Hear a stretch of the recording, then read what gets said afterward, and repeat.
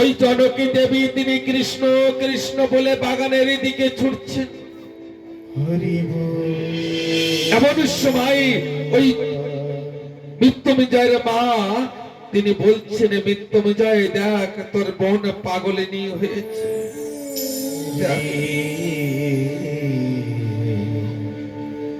আরে বলছেন, ওই কান্না করছেন ওই আরেক জনকী দেবী, আর বলছেন যে হে কৃষ্ণ তুমি কোথায়, এসো আমি তোমাকে মালা পরিয়ে দেব। কিন্তু জানেন না, মৃত্যুঞ্জয় মনে মনে চিন্তন করছেন, আমার মা বলছেন বারবার, তাই যাই একবারে যে দেখি। যে শুনেছি যে হরিচাঁদ ঠাকুরের নামে একজন এসেছেন, ওনার সঙ্গে যে বলি দেখি মা বলছেন, যে জিজ্ঞেস বলে দেখি। কিন্তু ওই মৃত্যুঞ্জয় কিন্তু এ কথা জানতেন না, যিনি ওরাখান্দের বুকে হরিচাঁদ নামের উনি সাক্ষাৎ শ্রী হরি, এ কথা উনি জানতেন। উনি কিন্তু অবহেলা করতেন, এ কথাকে মনে রাখতে হবে।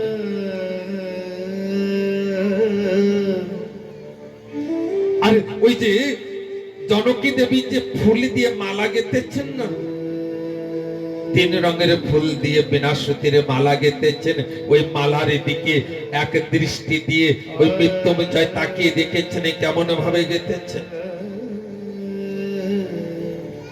কেমন ভাবে গেঁথেছেন, এমন ভাবে তাকিয়ে দেখছেন যে হ্যাঁ সুন্দর মালা গেঁথেছেন। আর ওই মালাকে না ভিতরে নিয়েছেন, মাইন্ডের ভিতরে কেমন মালা গেঁথেছেন। ওরাখান্দির প্রবেশ করার সঙ্গে সঙ্গে মৃত্যুঞ্জয় তিনি জিজ্ঞাসা করছেন, ঠাকুরকে কোথায় পাওয়া যাবে?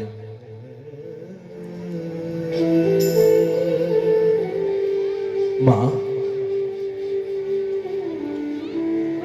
একটি কথা বলবো,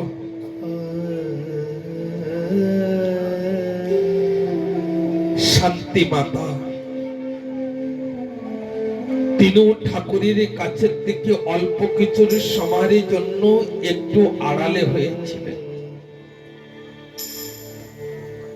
আর কিছু সময়ের পরে ঠাকুরের কাছে যে সময় এসেছিলেন, সেই সময় ঠাকুরের গলায় ওই মালা দেখে শান্তি মাতাও তিনি ঠাকুরের কাছে জিজ্ঞাসা করলেন যে ঠাকুর এত সুন্দর মালা আপনার গলায় কে দিয়েছেন, আপনার গলায় কে দিয়েছেন, জিজ্ঞাসা করেছে।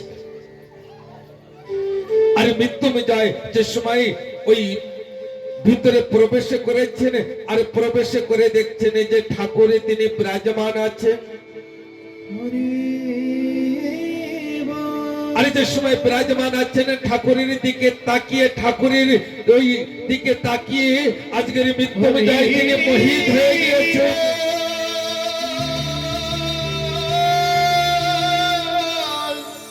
ঠাকুরকে দর্শন করছেন, আর ঠাকুরকে দর্শন করতে করতে দেখছেন যে ঠাকুরের গলায় 3 রঙের ফুলের মালা, আর এও দেখছেন যে আমার বোন যিনি জনকী দেবী উনি যে মালা গেঁথেছেন, সেই মালা আজকের হরিচাঁদ ঠাকুরের গলায়। আর হরিচাঁদ ঠাকুরের গলায় যে সময় এই মালা দেখলেন, আর মৃত্যুঞ্জয় বুঝতে পেরেছেন সেই গোরখ হরি, সেই সাক্ষাৎ ব্রজধামের সাক্ষাৎ শ্রীকৃষ্ণ, তিনি আজকের এই ধরাধামে এসেছেন ওরাখান্দের বুকে মানুষ রূপে তিনি জন্মগ্রহণ করেছেন। বলে যায় হরি বল, হরি বল। ধুলাই গোড়াগড়ি দেখছেন আজকের মৃত্যুঞ্জয়, আরে কান্না করছেন আর বলছেন ঠাকুর আবার মনুষ্য জন্মে ধন্য যে আজকের সাক্ষাৎ শ্রী হরিকে আমি দর্শন করেছি। আমার আরেকটি কথা বলবো, ঠাকুর কোথাও যাননি, প্রত্যেকটা জীবের ভিতরে, প্রত্যেকটা কণের ভিতরে, প্রত্যেকটা বস্তুর ভিতরে আমার ঠাকুরের তিনি বিরাজমান আছে। বাস নয়ন থাকা উচিত, দর্শন করার। আমার ঠাকুরকে দর্শন করতে হবে। কিন্তু একটা গোপন কথা বলবো, শোনেন, কারোর সঙ্গে বলবে না, কিন্তু গোপন কথা। মানুষ জন্মে দুর্লভে জন্মে, এই জন্মে একদিন না একদিন শ্রী হরি তিনি দর্শন দেবেন। আর এ কথা বাস্তবিক কথা, একদিন না একদিন দর্শন অবশ্যই দেবেন। সেই দিন যে কবে এসে যাবে কোনো ঠিক নাই, আর আসবে। আর এ কথা ওই রামায়ণে লেখা আছে যে সাবরীকে বলেছিলেন, সাবরীর গুরুদেব, সাবরী পথের দিকে তাকিয়ে থাকো, তোমার জন্য শ্রী রাম আসবে তোমার ঘরে আগে। হে ঠাকুর ভক্তগণ, আমাদের জীবনে আমার ঠাকুর একদিন না একদিন আসবেন, সেদিন কোন রূপে আসবেন কোন ঠিকানা নাই। সেই দিনের প্রতীক্ষা করতে হবে, সেই দিনের কথা মনে করতে হবে। হরিচাঁদ ঠাকুরের লীলার কথা বর্ণন করছি। হরিচাঁদ ঠাকুর তিনি অনেক লীলা করেছেন, তার কিছু লীলাকে আমরা শ্রবণ করব আর লীলাকে দর্শন করব। আসেন, তার আগে একটু কথাকে আমি যে কালকে কথা বলেছিলাম যে অশ্বিনীর জন্মের কথাকে অনেকে জানেন না, এ কথাকে আমাদের জানতে হবে। অশ্বিনীর মতন ভক্তকে কোথা থেকে কেমন ভাবে জন্মগ্রহণ করলেন, কে অশ্বিনী নাম রাখলেন? আমার কার্তিক বৈরাগী, বাবা ধ্যান দেবেন, কার্তিক বৈরাগী আর কার্তিক বৈরাগীর স্ত্রীর নাম অম্বিকা বৈরাগী। এই দুইজনই কিন্তু গোলকের শিষ্য ছিলেন, গোলকের কাছের থেকে দীক্ষা গ্রহণ করেছিলেন। আমার হরিচাঁদ ঠাকুরই তিনি গোলককে ডেকে বলছেন, গোলকে যাও, তুমি চলে যাও কার্তিকের বাড়িতে, গ্রাম গঙ্গা চূর্ণা, বাংলাদেশে গ্রাম গঙ্গা চূর্ণা। ওই কার্তিকের জীবনে অম্বিকার থেকে একজন মহাসাধক তিনি জন্মগ্রহণ করবেন। আর যে না নামকরণ করবে, নাম কি রাখবে জানো? অশ্বিনী রাখবে। বাবা অম্বিকা দেবী না নিঃসন্তান ছিলেন, কার্তিকের জীবনে কোনো সন্তান ছিলেন না, কিন্তু কোনদিন গুরুদেবের কাছে কোনো প্রার্থনা করেননি যে হে গুরুদেব আমাকে একটি সন্তান দেন, আমাকে একটি সন্তান দেন, এ কথা কোনো সময় বলেননি।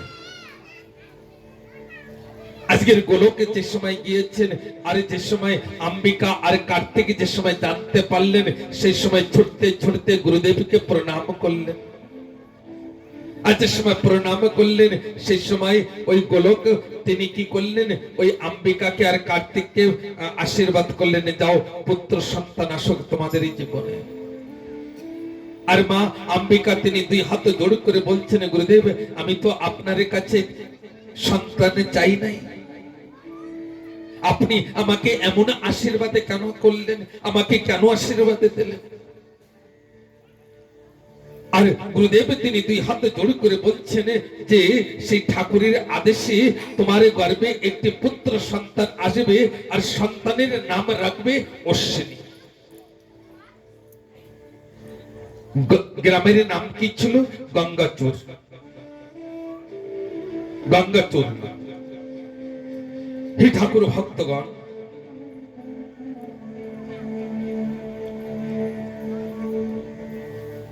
গোলকে কেমন ভাবে গিয়েছিলেন? ডাঙ্কা, ঝাঁজ, কাশ আদি পিটতে বাজাতে বাজাতে চলে গিয়েছিলেন, নিশান আদি। আরেকটি কথা বলছি মা, যেদিন ওই নিশান আদি যাবেন না, জাহাজে ডাঙ্কা যাবেন না, কোনোদিনই কোনো সময় কোনো জায়গায় বসে থাকবে না। অনেকে আছে না, চেয়ারের পরে বসে আছেন তো ওঠেন না, বসেই থাকেন।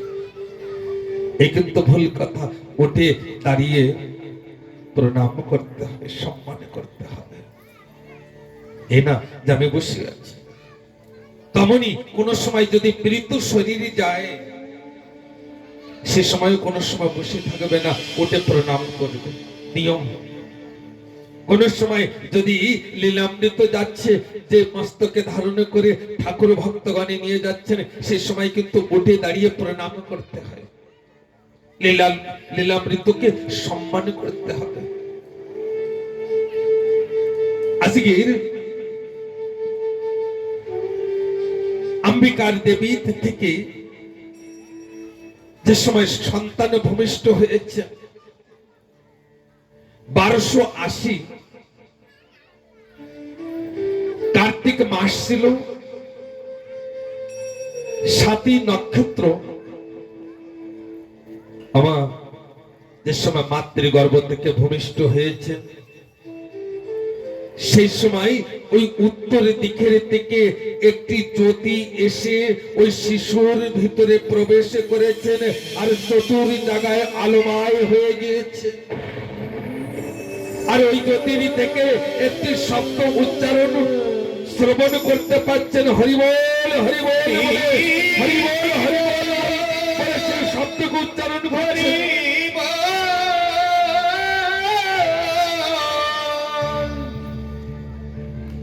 কিন্তু অশ্বিনী যে সময় মাতৃগর্ভ থেকে ভূমিষ্ঠ হয়েছেন, অশ্বিনীর জীবনের থেকে মা চলে গিয়েছেন। আর ছোটবেলায় যদি মা মারা যান না, কত কষ্ট হয় সন্তানকে। হে ঠাকুর ভক্তগণ, আর যে সময় অশ্বিনীর মা মারা গিয়েছেন, অশ্বিনী অত্যন্ত দুঃখী থাকতেন।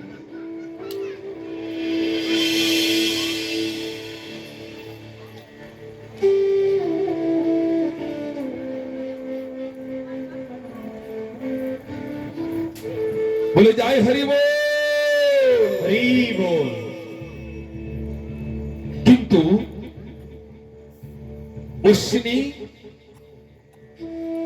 পিসিমার কাছে যেয়ে বড় হয়েছে, পিসিমার কাছে থাকতেন। হে ঠাকুর ভক্তগণ, অশ্বিনীর গুরুদেবের নাম কি ছিল? অশ্বিনীর গুরুদেবের নাম ছিল মহানন্দ। আর মহানন্দ তিনি কি করেছিলেন, একটি বাবুরামের একটি শিষ্যকে অশ্বিনীর কাছে দিয়েছিলেন, অশ্বিনীর সঙ্গে স্কুলে পড়াশোনা করতে যাবেন। আর ওই মহানন্দ পাগল তিনি কি করেছিলেন, তিনি নিজে হাতে তারক গোসাইয়ের কাছে দিয়েছিলেন ওই শিক্ষা গ্রহণ করার জন্য। বলে যাই হরি বল হরি বল। আসেন আমরা হরিচাঁদ ঠাকুরের কিছু কথাকে আমরা শ্রবণ করি। আর শোনেন, এই জগতে না 3 প্রকারের মানব পাবেন, সত, রজ আর তম। আমার কে কোন গুণের মানব? শতগুণের মানবের কর্ম কি জানেন? শতগুণের মানবের কর্ম, আমি আমার নিজের কাজ আমি নিজেই করব, কারোকে আমি বলবো না আমার এই কাছে করে দাও, আমার ও কাছে করে দাও, আমার ও কাছে করে দাও। আমি নিজের কর্ম নিজেই করব। আর শতগুণের মানবে কি চান জানেন বাবা? আমার গোবিন্দর চরণ চান, আমার হরিচাঁদ ঠাকুরের চরণ চান, যে উনার চরণের সেবা করব। হচ্ছে শতগুণের কর্ম। রজগুণের কর্ম কি? আমি কিছুই করব না, সকলে আমাকে করে দেবে। এটা নিয়ে এসো, এ কর্ম করো, ও কাছে করো, অন্য দ্বারাই করবেন, নিজে কিছু করবেন, যাচ্ছে রজগুণের কাজ। আর তমগুণের কর্ম কি থাকে? ভালো মন্দ খাবেন আর শোবেন, মানে তাদের ঘুম বেশি থাকবে আর খাওয়া দাওয়া বেশ থাকা লাগবে। 3 গুণের মানব, রজগুণ, শতগুণ আর তমগুণ। তেমনি দেবতাদেরও 3 জন বলেছেন, ব্রহ্মা, বিষ্ণু আর শিব। বিষ্ণুকে শতগুণী বলেছেন, ব্রহ্মাকে রজগুণী বলেছেন, আর কৈলাসপতি ভোলেনাথকে তমগুণী বলেছেন।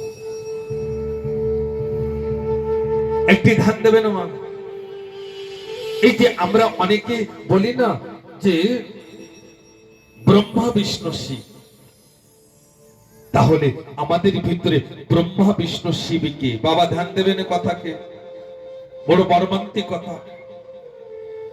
এই ব্রহ্মা বিষ্ণু শিব আমাদের ভিতরে কে?